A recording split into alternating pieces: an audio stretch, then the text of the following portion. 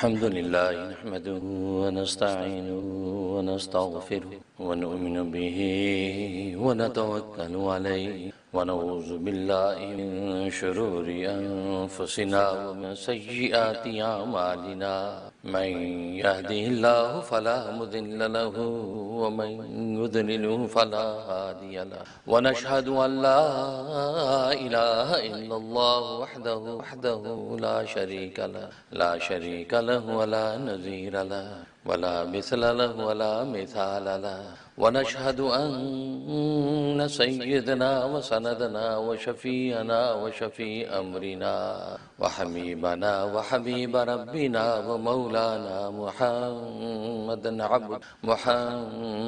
عبده ورسوله أرسله الله إلى كافة للناس بشيرا ونذيرا وداعيا إلى الله بإذنه وسراجا منيرا أما بعد فأعوذ بالله من الشيطان الرجيم بسم الله الرحمن الرحيم إنما المؤمنون إخوة فأصلحوا بين أخويكم بزرگان محترم، برادرین اور میں اسلامی، اللہ تبارک و تعالیٰ نے آسمان و زمین نظام کو حقوق اور فرائض کے ساتھ گویا کہ دنیا کے اندر حقوق و فرائض کے گرد پوری دنیا کا نظام چلتا ہے۔ کہیں تو حقوق کا ضابطہ ہے اور کہیں فرائض کا ضابطہ ہے۔ جو حقوق و فرائض جب دونوں پورے ہوتے رہتے ہیں تو کائنات کا نظام بالکل سموتھ چلتا ہے اور ہر طرح کی امن اور آشتی قائم رہتی۔ اس لیے گویا کہ حقوق و فرائض کی دو پٹریوں پر نظام زندگی کو چلایا ہے۔ ایک ریل کی پٹری حقوق ہیں اور دوسری ریل کی پٹری فرائض ہیں۔ ان کے اوپر انسان کی زندگی چلتی ہے۔ اگر ان دونوں میں سے کسی ایک کو مائنس کر دیں، گویا کہ حقوق کو مائنس کر دیں یا فرائض کو مائنس کر دیں، تو نظام زندگی کی جو ریل ہے وہ نہ صرف یہ کہ ٹھہر جاتی ہے بلکہ کھائی میں جا گر اور کائنات پہ فساد پیدا ہو۔ اس لیے آپ دیکھتے ہیں کہ انسان کی انفرادی زندگی ہو یا اجتماعی زندگی ہو یا ریاستی زندگی ہو یا بین الاقوامی زندگی، دو ہی چیزوں پر گفتگو چلتی رہتی ہے، حقوق و فرائض۔ ہمارے حقوق پورے کیے جائیں، حقوق مانگے نہیں جاتے، حقوق چھینے جاتے ہیں۔ گویا کہ اس طرح کے نعرے آپ شب و روز سنتے ہیں۔ گویا کہ رائٹس، جس کو آج کی زبان پہ کہتے ہیں رائٹس، کہ ہمارے rights, human rights, animal rights, گویا کہ ہر بندے کے رائٹس کی ساری بحث چلتی۔ تو گویا کہ نظام زندگی حقوق و فرائض کے ارد گرد چلتا ہے۔ اور مزے کی بات یہ ہے کہ حقوق و فرائض کے اس مفہوم میں بظاہر دو لفظ ہیں، ایک حقوق کا لفظ ہے اور دوسرا فرائض کا لفظ ہے، لیکن حقیقت میں یہ ایک ہی ہے۔ یعنی اگر ان میں سے فرائض اگر پورے ہوتے رہیں تو سامنے والے کے حقوق آٹومیٹکلی پورے ہوتے رہتے۔ گویا کہ فرائض پر جا کر ختم ہوتی ہے۔ جس انسان کے کندھوں پر جو فرائض اللہ تبارک و تعالی نے عائد کر رکھے ہیں، بس وہ ان فرائض کو دیانتداری کے ساتھ ادا کرتا رہے تو سامنے والے کے حقوق آٹومیٹکلی ادا ہو جاتے ہیں۔ گویا کہ حقوق کی بحث کرنے کی ضرورت ہی پیش نہیں آتی۔ اصل بحث فرائض کی ہے، حقوق کی بات ہی نہیں ہے۔ ہاں، اگر فرائض پورے ہوتے رہیں تو سامنے والے کے حقوق خود بخود پورے ہوتے رہیں گے۔ مثلا ایک استاد ہے، اس استاد کے کچھ فرائض ہیں، وہ فرائض منصبی اس کے کندھوں پر ہیں۔ اگر یہ دیانتداری کے ساتھ اپنے فرائض کو انجام دیتا رہتا ہے تو شاگرد کے حقوق آٹومیٹکلی ادا ہوتے رہتے۔ شاگرد کے کندھوں پر جو فرائض ہیں استاد کے حوالے سے، شاگرد اگر دیانتداری سے ان فرائض کو ادا کرتا رہتا ہے تو استاد کے جو حقوق آٹومیٹکلی ادا ہوتے رہتے ہیں۔ شوہر کے کندھوں پر جو بیوی کے فرائض عائد کیے گئے ہیں، اگر شوہر دیانتداری کے ساتھ ان فرائض کو ادا کرتا رہتا ہے تو بیوی کو حقوق آٹومیٹکلی ادا ہوتے ہیں۔ اس کو ان حقوق کو نہ مانگنے کی ضرورت ہے نہ چھیننے کی ضرورت ہے۔ بالکل اسی طریقے سے بیوی کے کندھوں پر شوہر کے حوالے سے جو فرائض عائد کیے گئے ہیں، اگر وہ دیانتداری کے ساتھ ان فرائض کو انجام دیتی رہتی ہے تو شوہر کے حقوق آٹومیٹکلی ادا ہوتے رہتے ہیں۔ بادشاہ کے کندھوں پر جو رعایا کے فرائض ہیں، ان فرائض کو دیانتداری سے ادا کرتا رہے تو رعایا کے حقوق آٹومیٹکلی ادا ہوتے رہتے ہیں۔ رعایا کے کندھوں پر بادشاہ کے حوالے سے جو فرائض ہیں، یہ اپنے فرائض کو اگر ادا کرتے رہیں تو گویا کہ بادشاہ کے جو حقوق آٹومیٹکلی ادا ہوتے رہتے ہیں۔ اسی طریقے سے دنیا کے ہر شعبے کو آپ اٹھا کے دیکھ لیں، فرائض اگر دیانتداری سے کوئی شخص ادا کرتا ہے تو سامنے والے کے حقوق آٹومیٹکلی ادا ہوتے ہیں. اس کو حقوق نہ تو مانگنے کی ضرورت پیش آتی ہے، نہ حقوق چھیننے کی ضرورت پیش آتی ہے، نہ حقوق کا نعرہ لگانے کی ضرورت پیش آتی ہے. لیکن آج آپ دنیا کے اندر دیکھتے ہیں فرائض پر کوئی بات نہیں کرتا، فرائض پر کوئی گفتگو نہیں کرتا، وہ حقوق پر بحث کرتا ہے، جس کو آج کی زبان میں رائٹس کہتے ہیں. یہ ہمارے رائٹس پورے کیے جائیں، ہمارے رائٹس دیے جائیں. وہ رائٹس مانگنے والا وہ یہ نہیں سوچتا میرے کندھے پر سامنے والے کے فرائض کیا ہیں، ان فرائض کو میں ادا کر رہا ہوں یا نہیں. اگر وہ فرائض کو ادا کرتا ہے تو سامنے والے کے حقوق آٹومیٹکلی ادا ہوں گے. سامنے والا اپنے فرائض کو ادا کرے تو گویا کہ ان کے حقوق پورے ہوتے ہیں. تو فرائض پر کوئی گفتگو نہیں کرتا، کیونکہ فرائض کے اندر رسپانسبلٹی ہے، فرائض کے اندر ایک ذمہ داری ہے، آپ کو ادا کرنا ہے. اللہ اور اللہ کے رسول نے یا شریعت و فطرت میں جو فرائض آپ کے کندھوں پہ عائد کیے ہیں، انہی کے بارے میں آپ کل روز قیامت کے اندر بھی مسئول ہوں گے، دنیا کی عدالتوں کے اندر بھی آپ مسئول ہوں گے، کیونکہ آپ آنسریبل ہیں ان فرائض کے بارے میں. تو فرائض پر گفتگو نہیں ہے، حقوق پر ساری بحث ہوتی ہے کہ میرا حق پورا کیا. لیکن دین اسلام نے فرائض و حقوق ان دونوں کا ضابطہ مکمل طور پہ انسانیت کو عطا کیا ہے، اور گویا کہ اس میں بنیاد فرائض پر ختم ہوتی ہے. ہر شخص اپنے فرائض کو دیانتداری سے ادا کرے. اب سامنے والا اس کے حقوق اس کو پورے ہوتے چلے جائیں گے. اب اس کے کندھے پہ جو فرائض ہیں اس پر اس کو کوئی بحث نہیں ہونی چاہیے، کیونکہ وہ اگر فرائض پورے نہیں کرے گا تو اس کے حقوق جب ادا نہیں ہوں گے تو وہ شخص دنیا کے اندر بھی اور آخرت کے اندر بھی اللہ تبارک و تعالیٰ کے سامنے جواب دہ ہو جاتا ہے. تو گویا کہ حقوق و فرائض یہ اسے نظام زندگی کی گویا کہ ریل کی گاڑی کی دو پٹریاں ہیں. تو گویا کہ انسان کی دو آنکھیں ہیں، ایک فرائض اور ایک حقوق.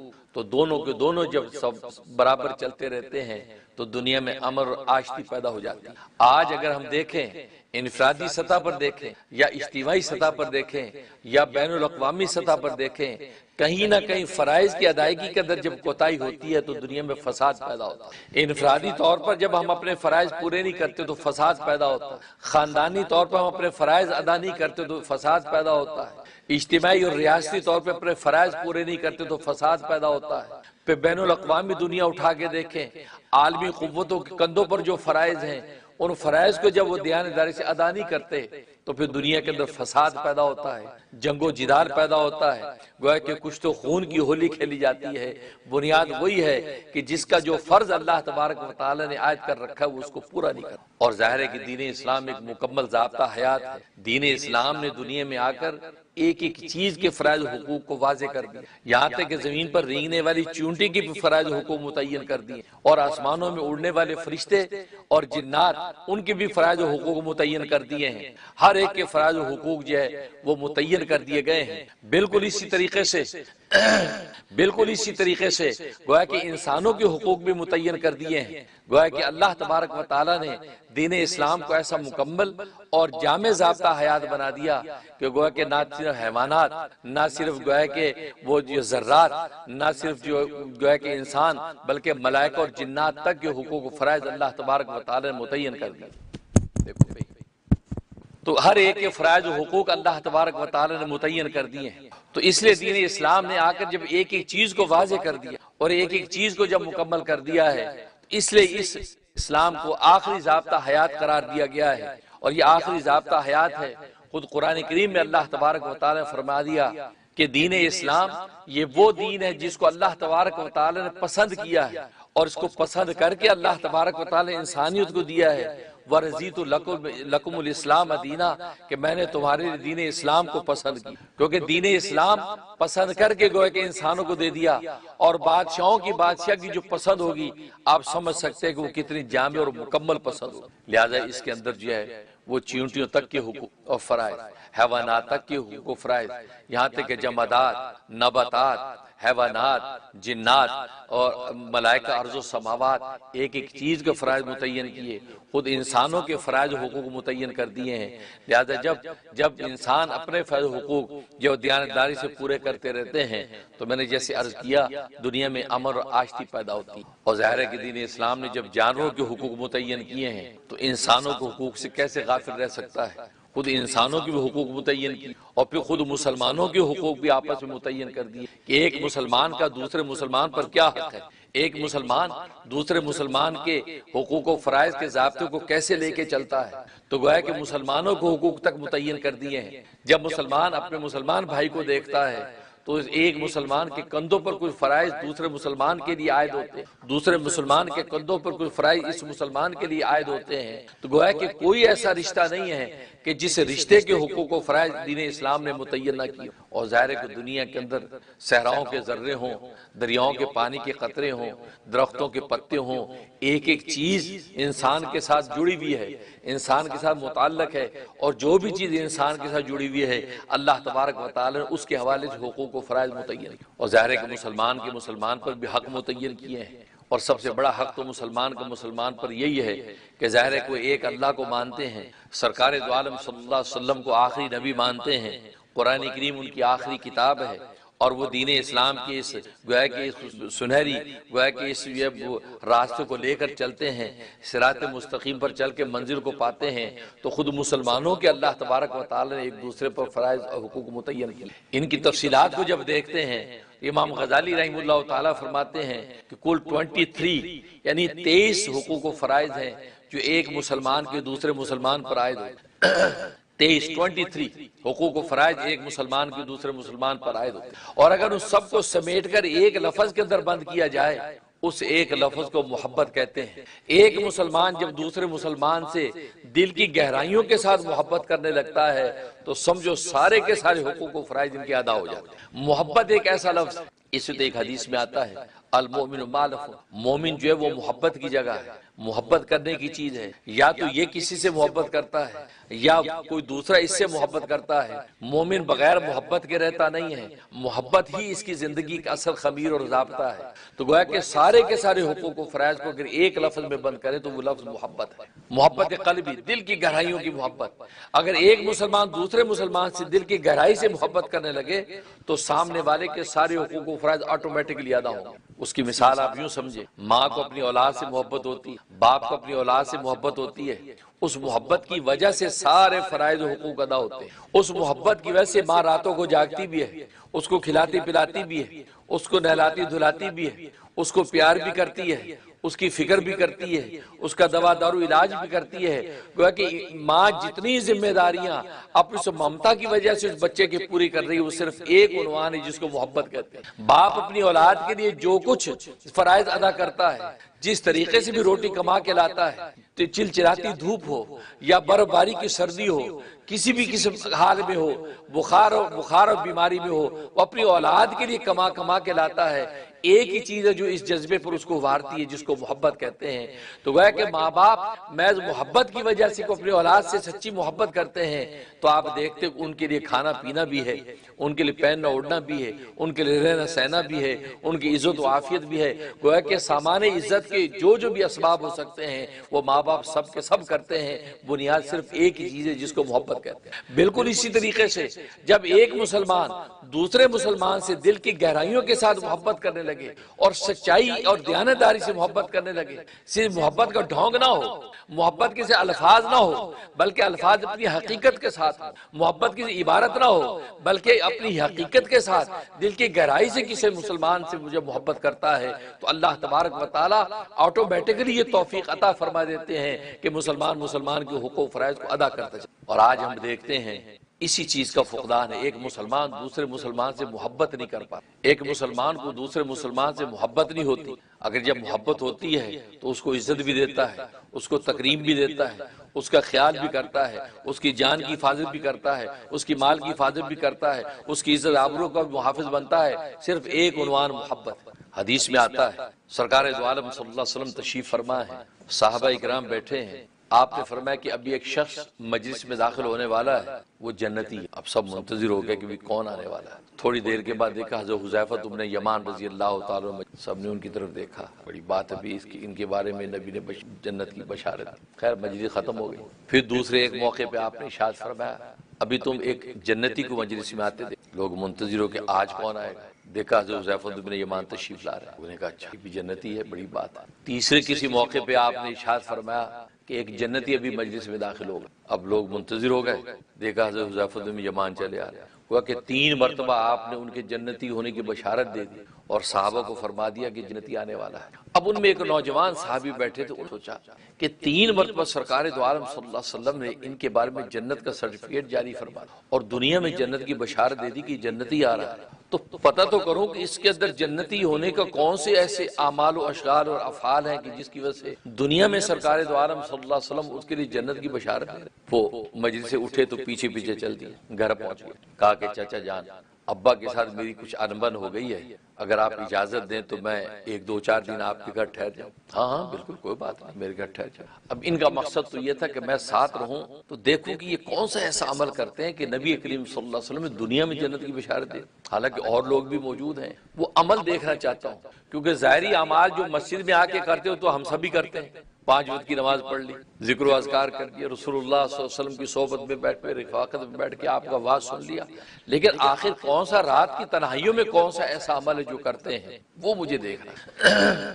اور ظاہر ہے کہ آپ جانتے ہیں کہ صحابہ اکرام رضوان اللہ علیہ مجمعین کی تو صرف ایک ہی تڑپ ہوتی کہ جنت میں داخل ہونے کا کون سا کوئی عمل مجھے مل جائے کہ میں وہ پڑھ لوں، جنت میں جانے کا راستہ کیسے آسان ہو جائے وہ مجھے مل جائے، آخرت کے اندر کامیابی کیسے مل جائے وہ مجھے مل جائے. وہ اسی چیز کی فکر میں رہتے ہیں. اور آج جس طریقے سے آپ پیسہ اور پائی اور دولت اور مال کی فکر میں رہتے ہیں، ہم اس چیز میں رہتے ہیں کہ بھی ہمیں دولت و مال کیسے مل جائے، مکان کیسے بن جائے، پلازہ کیسے بن جائے، دکان کیسے بڑھ جائے. جس صحابہ اکرام کی فکر اور تھی، وہ دنیا کے اندر جو کا وہ تو تقدیر کے حوالے کر دیا تھا کہ آسمانوں پہ مقدر میں جو میرے لیے دولت سرور دکھتی وہ جاتی کہیں نہیں، وہ ملنی ہے.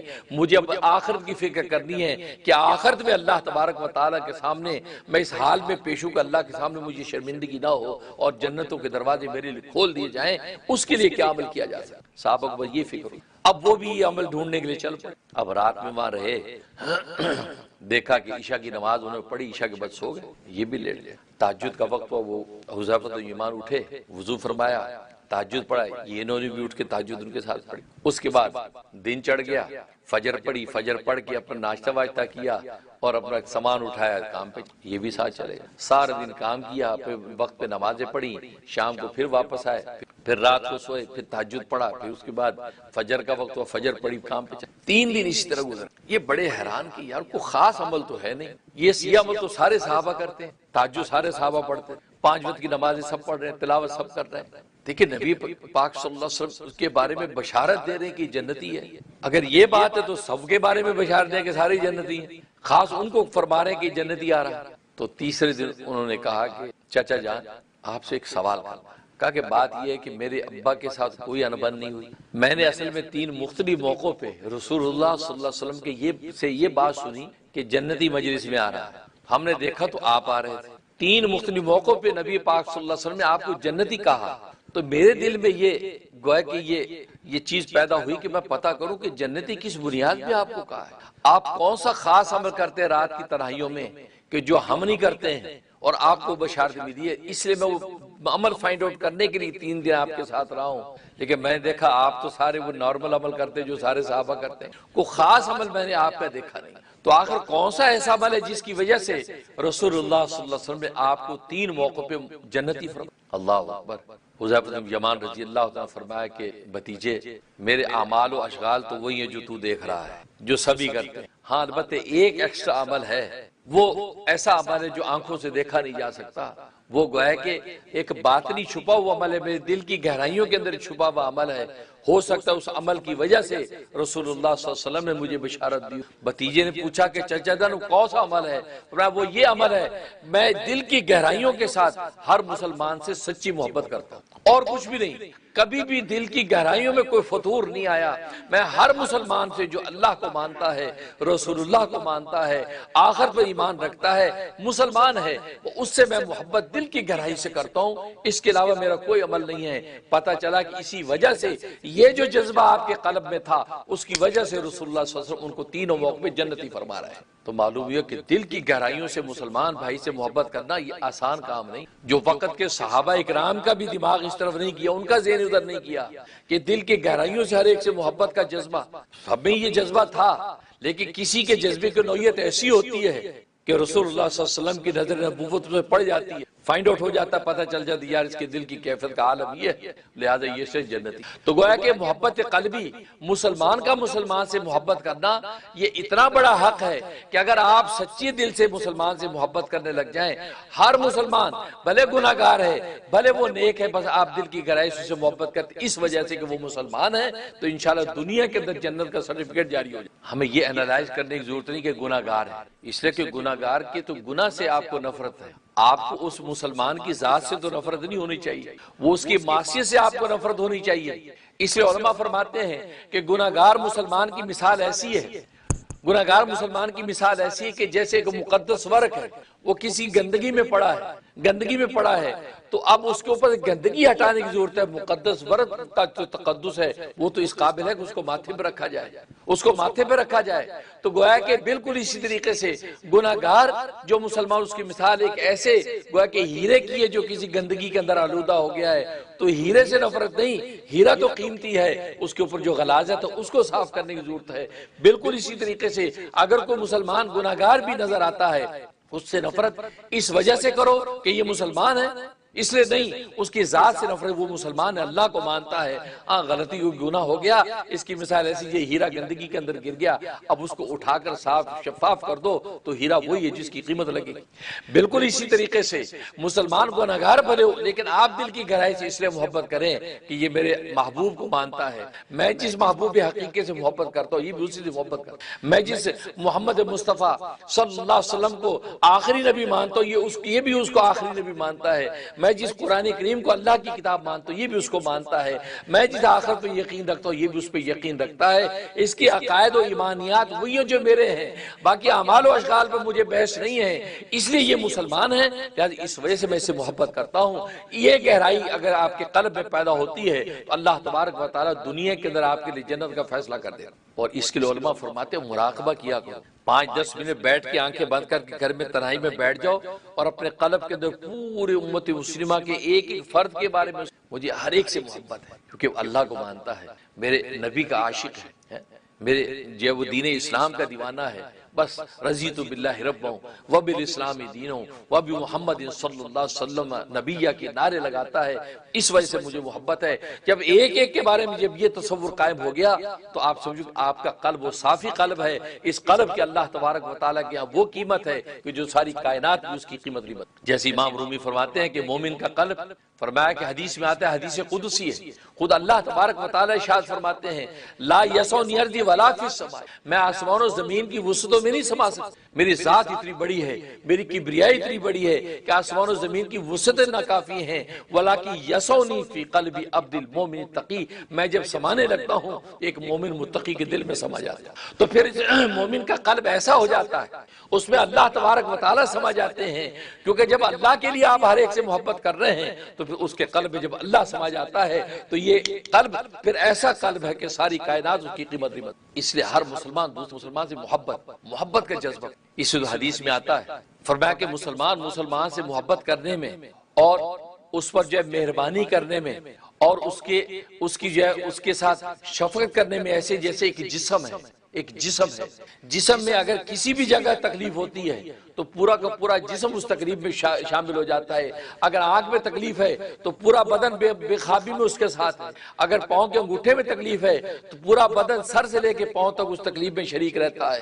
تو گویا کہ جس طریقے سے بدن میں کسی بھی حصے میں تھوڑی سی تکلیف ہوتی ہے پورا کا پورا جسم اس تکلیف میں ساری راہ اس کے ساتھ شامل رہتا ہے، بالکل اسی طریقے سے یہ مسلمان ایسے ہیں کہ آپس میں ایک دوسرے سے محبت کرنے میں، ایک دوسرے پر شفقت کرنے میں، ایک دوسرے کا خیال کرنے میں فرمایا ایسے ہوں گے کہ جیسے کہ ایک جسم ہے جو ایک دوسرے کی تکلیف کے اندر شریک رہتے ہیں۔ اور اب ہم اس پر غور کریں، اس حدیث کے مطابق ہم کسی دوسرے مسلمان سے اس درجے میں محبت کرتے ہیں؟ کیا اس درجے میں ہمیں کسی مسلمان پر رحم آتا ہے؟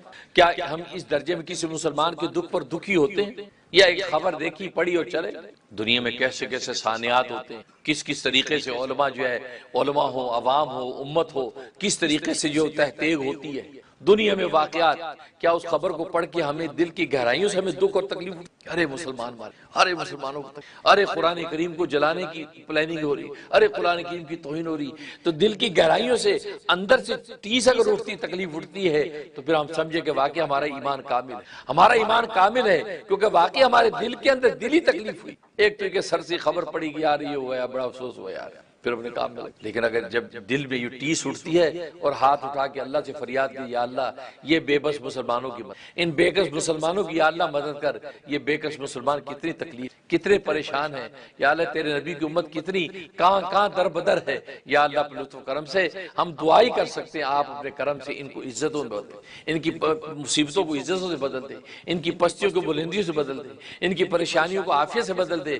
دل کے گہرائیے سے چلتے چلتے دعا کر دی، اللہ تبارک و تعالیٰ کے گویا کہ آپ کا نام لکھ دیا گیا کہ آپ کسی مسلمان سے سچی محبت کریں۔ تو گویا کہ یہ محبت، ایک مسلمان دوسرے مسلمان سے جب محبت کرتا ہے تو اس کے حقوق آٹومیٹکلی ادا ہوتے ہیں، اور جب حقوق ادا ہوتے ہیں تو ظاہر ہے کہ حقوق کا باضابطہ ایسا ہے کہ دنیا کے اندر آپ سب کے حقوق اگر ادا کر کے گئے تو کل روز قیامت میں انشاءاللہ آپ کی چھوٹے سے عمل کی وہ قیمت لگتی ہے کہ جنت کے دروازے آپ کے منتظر ہو جائیں۔ لیکن اگر حقوق ادا نہیں کیے، دنیا میں لوگوں کے حق مارے ہیں، لوگوں کے مالی حق مارے ہیں، لوگوں کے جائی حق مارے ہیں، تو پھر نتیجہ کیا ہوگا کہ دنیا سے آپ جتنی بھی عبادتیں لے کے چلے جائیں گے تو کل روز قیامت میں جب اللہ تبارک و تعالیٰ کے اس کی قیمت لگے گی تو خالی ہاتھ رہے۔ تبھی تو حدیث میں آتا ہے، سرکار دو عالم صلی اللہ علیہ وسلم نے پوچھا، اے میرے صحابہ تم لوگ مفلس اور غریب کس کو کہتے ہو؟ مفلس فرمایا کہ اس کو کہتے ہیں کہ ملا، کہ وہ شخص ہے من لا لہ درہم ولا دینار، کہ جس کے پاس نہ درہم ہو نہ دینار ہو، بیچارہ غریب مفلس اس کو کہتے ہیں۔ فرمایا نہیں، حقیقت میں مفلس وہ ہے کہ دنیا میں عبادتیں کرتا رہا، نیکیاں کرتا رہا، کل روز قیامت میں اللہ کے ہاں پہنچا تو ڈھیروں کے ڈھیر نیکیوں کے اور عبادتوں کے وہ لے کے پہنچا ہے۔ اب جب اللہ تبارک و تعالیٰ اس کو اینالائز کیا، تجزیہ کیا، اور دنیا کا جن کا جو حق مارا تھا اس نے حقوق ادا نہیں کیے تھے، دنیا کے اندر جب یہ حق تلفیاں کرتا رہا تو وہاں پر صاحب حق کے جب اس کو حق دینے لگے، اور حق دینے کے لیے وہاں درہم نہیں ہوں گے، وہاں دینار نہیں ہوں گے، اس بندے کی نیکیاں ہوں گی تو اس کی نیکیاں لے لے کے صاحب حق کو دینے لگیں گے، یہاں تک کہ ساری کی ساری نیکیاں اس کی ختم ہو جائیں گی۔ لیکن صاحب حق ابھی بھی موجود ہیں، اسے میری غیبت کی تھی، اسے مجھ پر تہمت باندھی تھی، اسے میرا مال چھینا تھا، اسے میری بے عزتی کی سی، اسے میری دل آزاری کی تھی، وہ سارے صاحب حق جب وہاں کھڑے ہوں گے وہ ساری نیکیاں بٹ گئی، ابھی بھی صاحب حق باقی ہیں۔ اللہ تبارک و تعالیٰ صاحب حقوق جتنے لوگ ہوں گے ان کے گناہوں کو ابھی اس کے اوپر لادنا شروع کریں گے، یہاں تک کہ جس طرح ڈھیروں کے ڈھیرے نیکیاں لے کے آیا تھا ڈھیروں کے ڈھیرے گناہوں میں دب جائے گا، اور اسی حال میں اللہ تبارک و تعالیٰ کو جہنم کے اندر جھونک دیں گے۔ فرمایا کہ دیکھو یہ ہے جو اتنی نیکیاں لے کے آیا لیکن دنیا میں یہ حق مارتا رہا، نماز تو اس نے اچھی پڑھی لیکن کسی اچھے طریقے سے بات نہیں کی، روزہ تو بڑا عمدہ رکھا لیکن کسی سے عمدہ طریقے سے بات نہیں کی، زکاتیں تو بڑی بانٹی اس نے لیکن کسی کا دل نہیں رکھا، گویا کہ حج تو صبح شام لبیک اللہم لبیک کرتا رہا لیکن دنیا کے اندر کسی تکلیف پر تڑپا نہیں ہے، دنیا کے اندر لوگوں کے حق مارتا رہا اور اپنی باتوں کے ناز میں رہا، تو کل روز قیامت میں اللہ تبارک و تعالیٰ اس کے سارے کی ساری نیکیوں کو صاحب حقوق میں بانٹ دے گا۔ لہٰذا یہ سمجھتا رہا کہ نمازوں سے بات میری بخشی ہو جائے گی، زکاتوں سے بخشی ہو جائے گی، ارے تو نے اس کا دل توڑ دی، تو نے اس سے بد اخلاقی کی، تو نے اس کو حقیر سمجھا، نتیجہ کیا ہوگا کہ اللہ تبارک و تعالیٰ گویا کہ گناہوں کے ڈھیر میں اس کو گئے دبا کے اس کو جہنم کے اندر دوں گے۔ اس لیے کمال تو یہ ہے کہ جب انسان نیکی کرتا ہے اس نیکی کو محفوظ بھی رکھے، اس سے کہتے ہیں نیکی کر دریا میں ڈال۔ اس کا مطلب کیا ہے؟ اس سے کہ ایک چیز دریا میں جب ڈل گئی اب وہ چوری نہیں ہوگی، وہ سیف ہو گئی، وہ سیف ہو گئی کیونکہ دریا میں ڈال دی، وہاں اسے کون اٹھائے گا؟ اب وہ پڑی بالکل اسی نیکی کر دریا میں ڈال، مطلب نیکی کر کے آپ بھول جا کہ میں نے کوئی نیکی بھی کی تھی، یہ نہیں کہ اگر یاد رہے کہ جیب میں رکھو گے، دماغ میں اپنی نیکیاں رکھو گے تو جتاتے پھرو گے، جی ہم ایسے نیک ہیں، ہم نے یہ نیکی کی، ہم نے وہ نیکی کی، ہم نے تمہارے ساتھ یہ احسان کیا، ارے تم تو مفلس تھے ہم نے تم یہ کیا، ارے تم تو غریب تھے تمہارے گھر تو 2 وقت کی روٹی نہیں تھی، آج تم مکانوں کے مالک ہو گئے، ہم نے یہ احسان جب جتائے نتیجہ کیا ہو گیا؟ وہ سارا کا سارا اس کے منہ پہ مار دیا۔ اسے نیکی کر دریا میں نیکی کر کے بھول جاؤ، اب اس کا بدلہ اللہ تبارک و تعالیٰ آخر میں جب تمہیں دیں گے تمہیں حیران ہو جاؤ گے کہ یار ایسا ایسا بدلا تو کبھی دیکھا نہیں۔ اس لیے اپنی عبادتوں کے ساتھ ساتھ اس چیز کو میک شور رکھو، کسی کا دل تو نہیں، کسی کو تکلیف تو نہیں ہے۔ اس لیے یہاں کے امریکہ یورپ کی دنیا میں آپ دیکھتے ہیں کہ سوری کا معاشرہ ہے، ایکسکیوز می کا، تھینک یو کا، چھوٹی بات پہ تھینک یو، چھوٹی بات پہ سوری، چھوٹی بات ایکسکیوز می، قدم قدم پہ انسان کرتا نظر آتا ہے۔ کیا مطلب یہ کہ کسی کا دل نہ دکھ جائے، اس کو تکلیف نہ ہو جائے۔ اور ہم یہ گوروں کے ساتھ، کالوں کے ساتھ تو یہ ایٹیٹیوڈ بڑا اچھا پیش کرتے ہیں، تھینک یو بڑا اچھا کرتے ہیں، ان کو سوری بڑا اچھا کرتے ہیں۔ وہ چھینک لے لے، چھینک مارے تو اس پہ جو وہ گاڈ بلیس بھی فوراً کرتے ہیں۔ ایک مسلمان چھینک لے لے، اس پہ الحمدللہ کہنے کو تیار نہیں، اس پہ یرحمک اللہ کہنے کو تیار نہیں۔ اسے تو نبی نے فرمایا ایک مسلمان کے دوسرے مسلمان پر 6 حق ہیں، 6 حق ہیں، ان 6 حقوں کو اگر پورا کرے گا فرمایا گویا کہ اس کی محبت کا جو ضابطہ پورا ہو جائے گا۔ پہلا حق یہ ہے حق المسلم علی المسلم 6، ایک مسلمان کے مسلمان 6 حق۔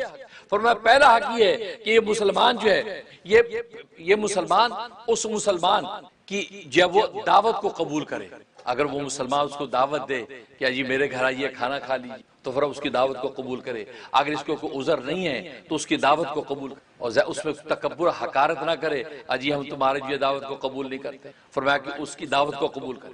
اور دوسرا حق یہ ہے فرمایا کہ اگر ایک مسلمان چھینک مارے، چھینک لے اور اس میں الحمدللہ کہے تو تم بڑھ کے فوراً یرحمک اللہ کہو، یرحمک اللہ کہو، تو گویا کہ یہ دوسرا حق اس کو۔ اور تیسرا حق یہ ہے کہ اگر وہ بیمار ہو جائے اس کی تیمارداری کی عیادت کے لیے جائے، اس کی عیادت کرے، اس کی خیریت پوچھے، جو حدیث میں آتا ہے جب ایک مسلمان دوسرے مسلمان کی عیادت کے لیے یا کسی مریض کے پاس، بھلے وہ مسلمان نہیں ہے غیر مسلم ہے، اس مریض کی عیادت کے لیے جب جاتا ہے تو جب تک اس کے پاس بیٹھا رہتا ہے وہ جنت کے باغ میں ہوتا ہے، جنت میں کے باغ میں ہوتا ہے۔ بالکل اسی طریقے سے گویا کہ جنت کے باغ کے اندر ہوگا جب یہ مسلمان کے جو عیادت کے لیے جاتا ہے۔ اور فرمایا کہ جب تک وہ عیادت پہ جاتا ہے اور وہاں سے واپس گھر آتا ہے تو فرمایا 70,000 فرشتے اس کے لیے بخشش کی دعا کرتے رہتے۔ لہذا بیمار کی عادت کی جانے کا مطلب یہ ہے کہ بس اب آپ کے لیے نیکیاں لکھی جا رہی ہیں اور 70,000 فرشتے آپ کی صبح شام تک دعا کر رہے ہیں۔ بلکہ ایک حدیث میں فرمایا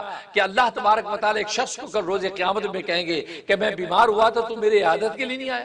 وہ بڑے حیران کہ رب ذوالجلال آپ تو رب العالمین ہیں، آپ بیمار کیسے ہوتے ہیں؟ آپ تو بالا تر بیماری سے، آپ کے پاس میں کیسے نہیں آیا؟ فرمایا کہ نہیں، وہ فلاں تمہارے محلے میں فلاں شخص بیمار ہوا تھا، اگر تو اس کی عادت کے لیے وہاں جاتا اس کے سرانے پہ مجھے پا لیتا، میں وہیں تھا۔ تو گویا کہ اللہ تبارک و تعالی نے ایک شخص کے بیمار ہونے کو اپنا بیمار ہونا قرار دیا کہ میں بیمار ہوں تو اس کی عادت کے لیے نہیں آیا۔ تو گویا کہ یہ مسلمان کا حق۔ اور فرمایا ایک حق یہ کہ جب وہ مر جائے تو اس کا جنازہ پڑھے، اس کے جنازے میں شریک ہو۔ تو گویا کہ مسلمان ان حقوق کو جب پورا کرتا رہتا ہے، ان حقوق کو ادا کرتا رہتا تو اللہ تبارک و تعالیٰ کی ہاں اس کی محبت کا حق ادا ہو جاتا ہے۔ تو بارکہ اللہ سے دعا ہے کہ اللہ تبارک و تعالیٰ عمل کرنے کی توفیق عطا فرمائے۔ وآخر دعوانا الحمدللہ رب العالمین۔ آج کا خطبہ سپانسر کیا ہے بوسٹن سے محسن صاحب اور آمنہ محسن صاحبہ نے۔ انہوں نے اپنی مرحومہ جو ہے وہ امیمہ صاحبہ کے لیے جو ہے جب وہ سپانسر کیا ہے کہ اللہ تبارک و تعالیٰ مرحومہ کی بخشی فرمائے، ان کے مرحوم جو بھی والدین ہیں ان کی بخشی فرمائے، ان کو خوب جو برکات و درجات عطا فرمائے، اور ہمارے رحم ٹی وی کے ساتھ جو ان کا تعاون ہے اللہ تبارک و تعالیٰ ان کے حق میں صدقہ جاریہ فرمائے، آمین۔